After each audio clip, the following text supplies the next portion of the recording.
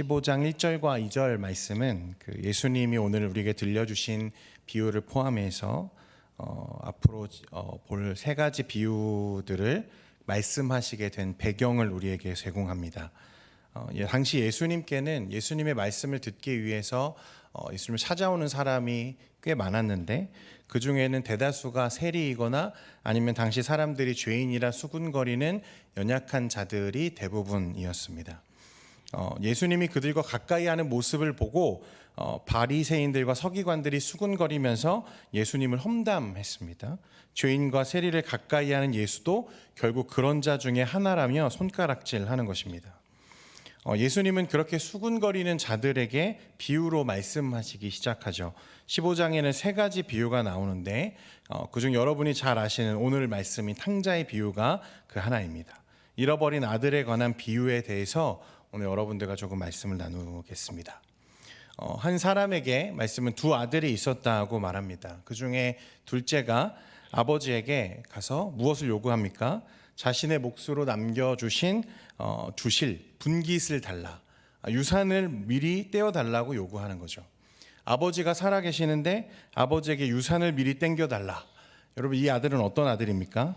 아마 우리 같았으면 이런 후레 자식아 하면서 쫓아냈을 텐데 이 아버지는 이 무례하고 철없는 아들의 요구를 어째서인지 알 수 없지만 그대로 수용해 주었습니다. 나에게는 아버지는 죽은 사람과 같고 이제 아버지와 나는 아무런 상관이 없습니다라고 말하며 아들은 자신의 분깃, 자신의 유산을 정리해서 떠났습니다.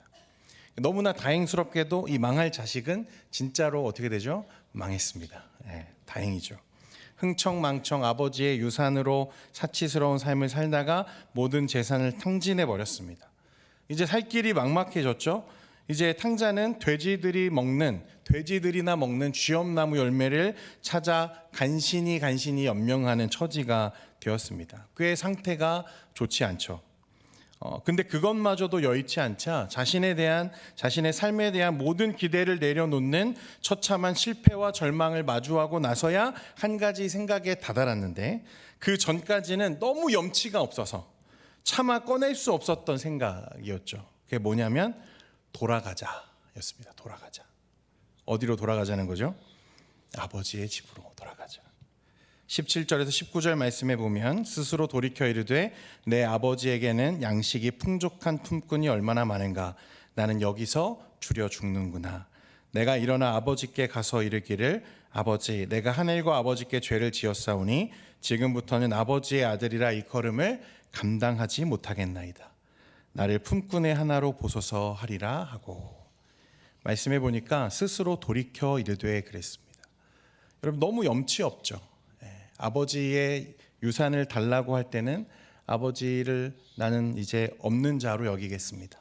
아버지와 나는 아무런 상관이 없습니다. 아버지는 나에게 죽은 사람입니다. 아주 매정하게 아버지를 떠났던 이 아들이 이제 궁핍해지니까, 이제 살 길이 막막해지니까 아버지의 그 은혜를 다시 떠올리면서 돌이켜 이르되 돌아가자라고 마음을 먹습니다. 자신에 대한 모든 기대를 내려놓고 그 순간을 수용하고 나서야 그는 아버지께로 돌아갈 마음을 먹었습니다. 너무 염치가 없으니까 그래도 이 집에 내가 종이라도 되면, 품꾼이라도 되면 굶지는 않겠구나라고 하면서 발길을 재촉하죠. 자, 그런데 놀랍게도 아버지가 어떻게 하십니까? 저 멀리서 아들을 보자마자 달려와 입을 맞추고 그에게 새 옷을 입히고 그를 종이 아니라 무엇으로 받아들이시죠? 아들로 다시 받아주세요. 여러분, 너무 멀리 있어서요, 사실 그 아들이 내 아들인지 정확하지 않을 정도로 멀리 있는 그 아들을 보고도 아버지가 어떻게 합니까? 달려나갔죠. 이 말이 무슨 말입니까? 기다렸다는 뜻이에요. 그 아들이 돌아오기만을 애타게 기다렸다는 것입니다. 찾아다녔다는 거죠. 비슷한 사람만 보면 달려가서 그를 돌려 세우기를 여러 번 반복했을 겁니다. 그러니까 저 멀리서 아들의 형상, 아들과 비슷한 모습을 보고 확실하진 않지만 달려가는 거죠. 20절 말씀에 이에 일어나서 아버지께로 돌아가니라. 아직도 거리가 먼데 아버지가 그를 보고 측은히 여겨 달려가 목을 안고 입을 맞추니. 아버지가 달려가서 아들을 끌어안은 이유는요, 살아 돌아온 아들이 고맙고 반갑기도 하고 기뻐서 그런 것도 있지만 당시 사회로부터 아들을 지켜야 했기 때문에 그랬다고 보는 학자들이 있습니다. 그게 더 큰 목적이었다는 거죠. 예전에 제가 아브라함에 대해서 한번 설교할 때 이 아브라함이 그 안에 사라가 죽고 막벨라 굴을 은 400세겔에 매입한 여러분 이야기를 제가 드린 적이 있거든요. 이게 당시에 얼마나 말도 안 되는 큰 금액인지, 이 은 400세겔이 막벨라 굴을 사기 위해 지불되는 데 있어서 이게 얼마나 큰 낭비인지에 대해서 제가 얘기를 했죠. 그러니까 그만큼 당시 이 땅을 산다는 것, 땅을 사고 판다는 건 사실 있을 수 없는 일이었거든요. 그런데 이 탕자는 아버지로부터 분깃을 나누어 받았는데 당시에는 당연히 무엇이 그 분깃에 포함되어 있는 거죠? 땅도 포함되어 있는 거예요. 그러니까 이 아들은 결코 팔아서는 안 되고 결코 팔 수 없는 무엇을 팔고 땅을 팔아서 아버지의 재산을 챙겨서 떠났거든요. 그러니까 이 말은 당시 아버지와 함께 그 부족을 이루고 있던 그 마을의 사람들에게는 너무나 큰 죄를 지은 것과 마찬가지예요. 그러니까 그 아들이 돌아왔을 때 혹 이를 누가 먼저 발견하거나 누가 그 앞에 악한 마음을 품고 아들을 해악이라도 할까 봐 아버지는 어떻게 하는 거죠? 버선발로 달려나가는 거예요. 그리고 어떻게 합니까? 그를 끌어안았어요. 그리고 종이 아니라 자신의 아들임을 알아보도록 자신을 상징하는 당시의 반지, 그 가장을 상징하는 반지를 빼워서 끼워주고 새 옷을 입혀줍니다. 더 나아가 성대한 잔치를 벌이죠. 그리고 아들의 귀환함을 사람들에게 알리고 축하했습니다. 자, 그런데 여기까지 이야기하고 스토리가 딱 끝나면 참 해피한 엔딩인데, 이 아들의 탕자의 귀환을 반기지 않을 뿐더러 아버지의 이런 자비로운 결정에 반기를 든 사람이 있습니다. 누구일까요, 여러분? 형이었어요. 형. 큰아들. 아들이 둘이었거든요. 25절부터 28절까지 말씀인데요. 우리 같이 한번 천천히 조금 읽어보겠습니다. 시작. 맏아들은 밭에 있다가 돌아와 집에 가까이 왔을 때에 풍악과 춤추는 소리를 듣고 한 종을 불러 이 무슨 일인가 물은데 대답하되 당신의 동생이 돌아왔음에 당신의 아버지가 건강한 그를 다시 맏아들이게 되므로 인하여 살찐 송아지를 잡았나이다 하니 그가 노하여 들어가고자 하지 아니하거늘 아버지가 나와서 권한대. 큰아들은요, 아버지의 결정을 이해할 수가 없었습니다. 아니, 저 망할 놈의 자식이 망해서 돌아왔는데 왜 그를 받아주는 거야? 탕자가 도대체 이 집에 들어올 자격이 있어? 라고 말하는 거죠. 어떻게 아버지는 저 자식, 저 후레 자식을 용서하실 수 있지? 아버지가 없어도 된다고 말하고 나는 아버지와 상관없다고 말하고 집 뛰쳐나간 저 나쁜 놈을 어떻게 받아들일 수 있지? 뭐 파티? 이런 게 가능한 거야? 라고 지금 아들은 생각하고 있는 거죠. 제가 생각한 건 아니고요. 네.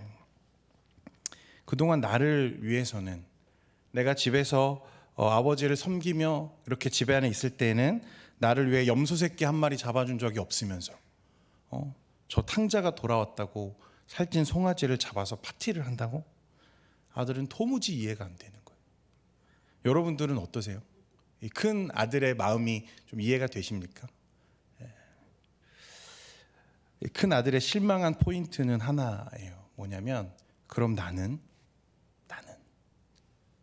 아버지 옆에서 늘 착실하게 살아온 나는, 아버지의 집을 섬겨온 나는, 내가 그동안 얼마나 성실하게 아버지를 도와 일해왔는데 나는? 이라는 질문을 계속하는 거죠. 도무지 저 집에 다시 들어갈 수가 없었어요. 28절에 보면 그는 노하여 어땠다고 말했죠? 들어가고자 하지 않았다. 그 소식을 들은 아버지가 큰 아들을 찾아서 다시 나왔습니다. 이렇게 말씀하시죠.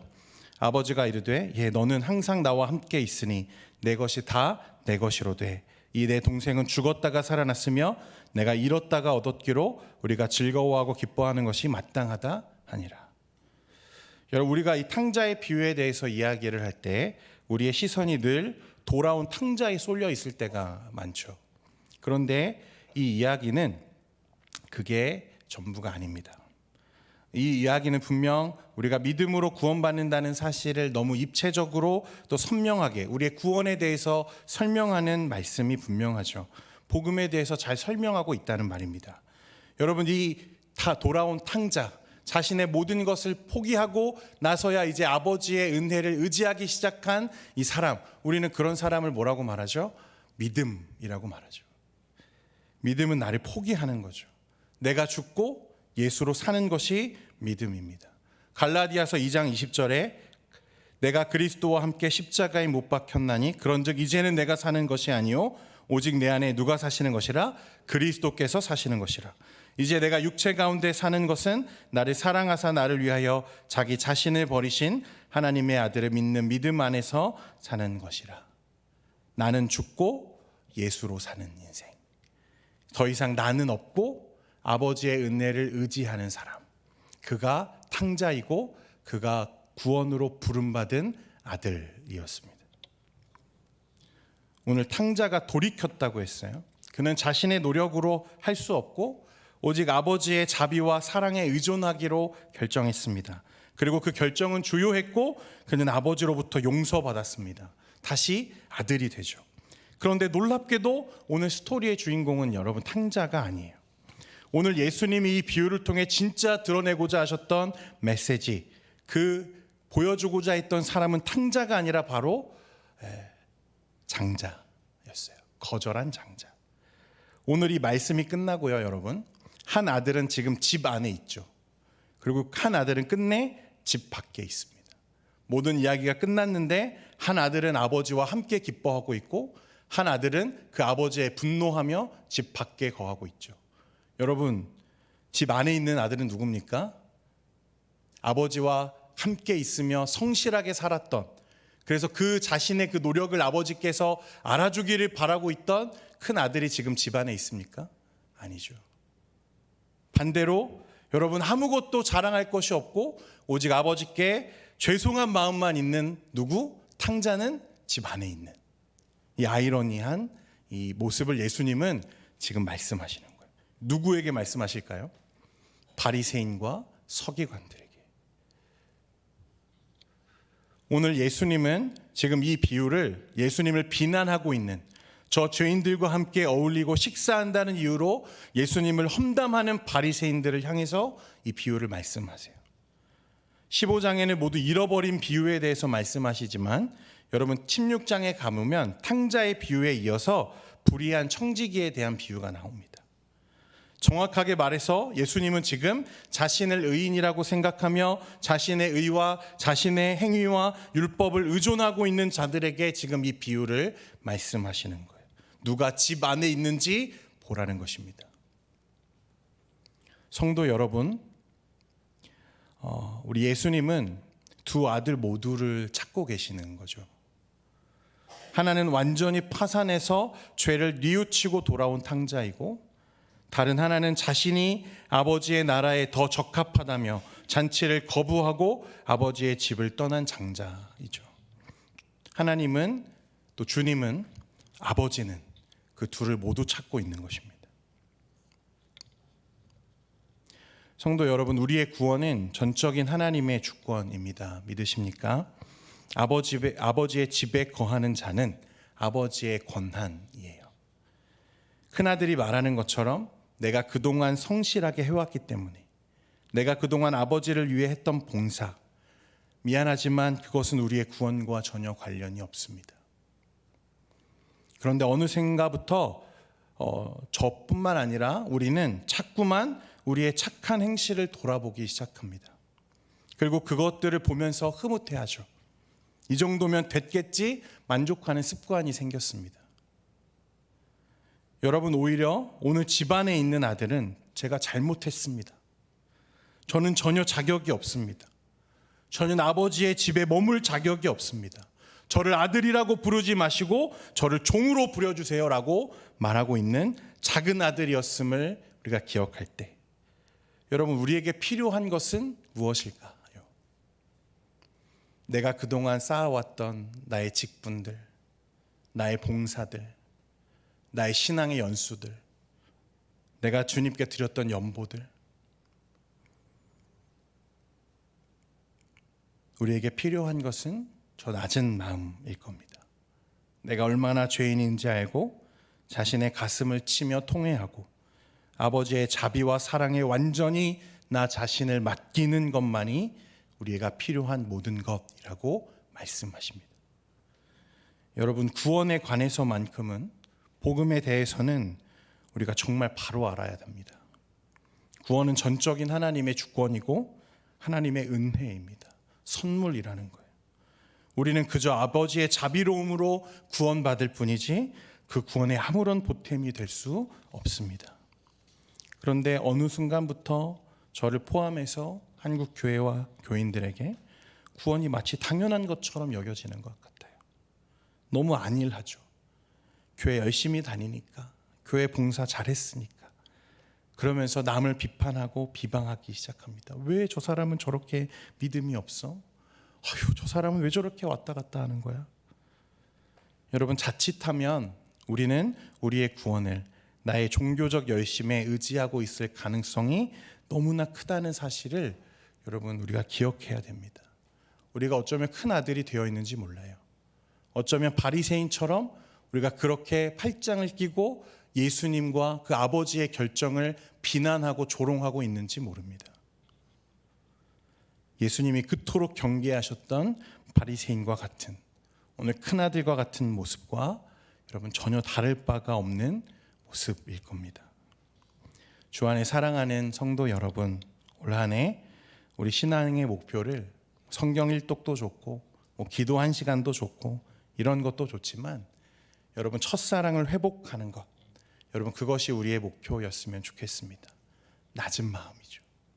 우리가 처음 주님을 만났을 때 우리의 자아가 무너지고 하나님 앞에 내가 아무런 쓸모없는 자라는 사실을 발견했던 그 시간, 그래서 나는 없고 온전히 아버지를 바라보고 아버지를 의존하기 시작할 수 있게 되는 그 순간, 내가 완전히 사라지고 내가 완전히 죽고 그리스도가 사시는 그 순간, 올 한 해 여러분의 첫사랑이 회복되기를 주님의 이름으로 축원드립니다. 기도하겠습니다. 거룩하신 하나님, 오늘 탕자를 끌어안으시며 입 맞추고 새 옷을 입히고 반지를 갈아 끼우시는 그 아버지의 마음을 통해 우리 하나님의 자비로우심을 우리가 또한 느낍니다. 하나님, 벌레 같은 우리 인생들이지만 우리를 너무나 사랑하셔서 죽기까지 사랑하신 그 하나님의 사랑을 우리가 잊지 않게 하옵소서. 오늘도 그 사랑에 의지하며 기도하려 합니다. 주님, 우리 안에 잃었던 마음들, 신앙들이 살아나는 시간 되게 하옵소서. 예수님의 이름으로 기도합니다.